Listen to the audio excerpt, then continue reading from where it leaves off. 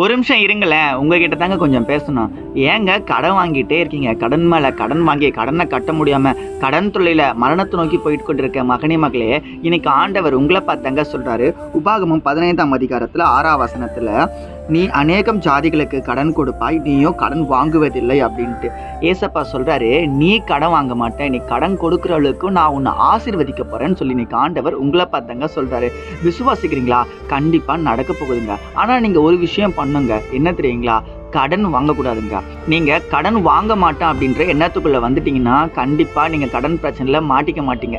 இன்னைக்கு ஆண்டவர் உங்களை பார்த்து சொல்றாரு, கடன் வாங்குறத கொஞ்சமாவது நிறுத்த முயற்சி பண்ண அப்படின்னு.